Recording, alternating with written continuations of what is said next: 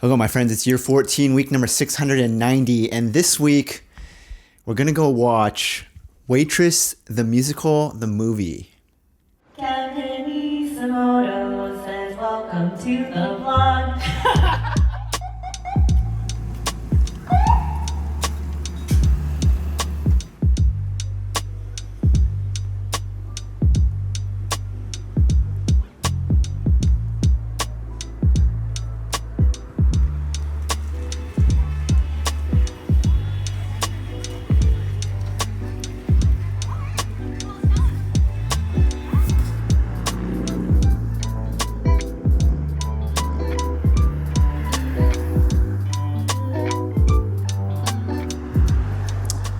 So I ended up getting sick this week. I've been out of commission for the past few days, and today is the first day where I feel like I'm finally getting back to my normal self once again. So we'll be 100% back at it by the end of this week, and then going into next week, we should be all good.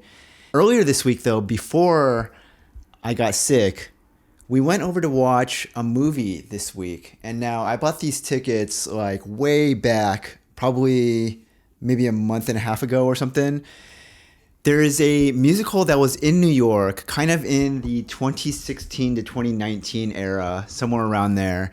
And the music of the musical is written by Sarah Bareilles. And that's the reason why I know about this thing, is because I enjoyed the soundtrack and I'd always listened to the music knowing that it was associated with this musical.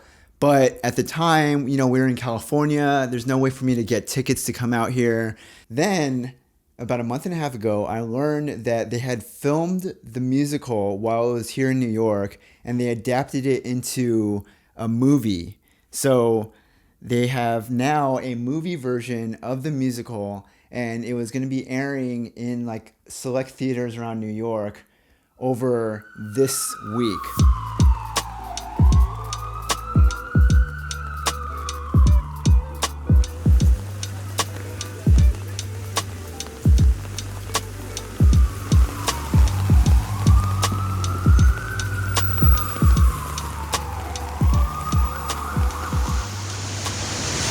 My friends, we are walking over to the movie theater right now. This is the AMC by Penn Station. And I'm very excited about this because, I've listened to like this soundtrack of this show for a very long time, but that's all I really know about it. And I've never actually gone to seek out actual tickets to go and see it or anything like that. So this is very exciting. I intentionally did not read any of the synopsis behind what the plot or anything like that. All I know is the soundtrack, and I can kind of make assumptions about what it's all about just based on the lyrics of the music. So the movie that I went to go see, the exact theater was the 34th Street AMC movie theater right near Penn Station, and this place was a 5-story AMC. I intentionally did not read anything about the plot of the movie before going in, and so my only understanding was based on what the lyrics were describing. And I kind of understood what I was getting myself into just based on the lyrics of the music. What I found to be interesting is so much of my understanding of what they're singing about, or maybe the context of how you place the music, so much of that is it has so much more meaning when you finally see the visual that's attached to the music. Really early on in the movie, there's a scene where the main character takes a pregnancy test, and I'd always understood what the scene was about just based on listening to the song. But now when I listen to that song and I understand based on the context of that scene that it's placed in, there's so much more humor and meaning behind that scene that kind of gives more understanding for myself of what that's all about.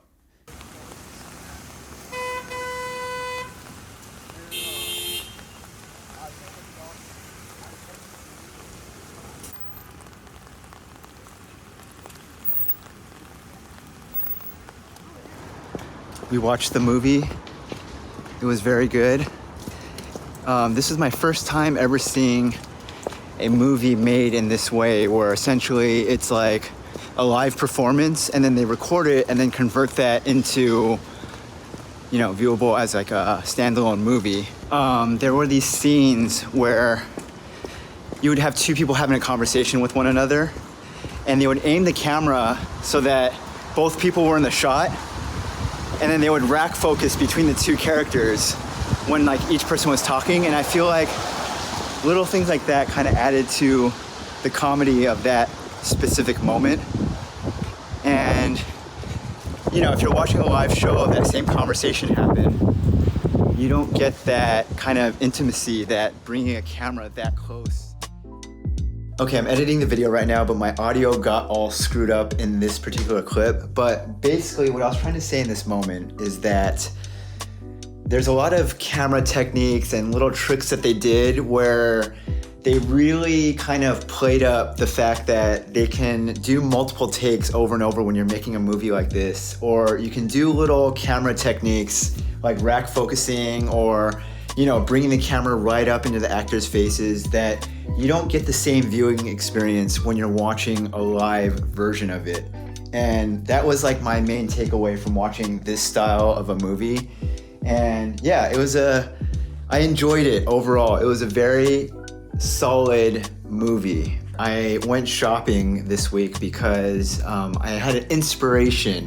Inspiration hit me for like a video photo idea that I have in my mind right now. This is very like on theme with what I've created in the past with like the cereal and stuff like that. And so we had to go to the store to buy a lot of Fruit Loops this week. When you go to the grocery store to buy a box of Fruit Loops, like let's say you want to eat some cereal, typically they'll have the standard Fruit Loops box size, the standard size, and then usually they'll sell a family size. So this is like the same thing, it's just a larger box.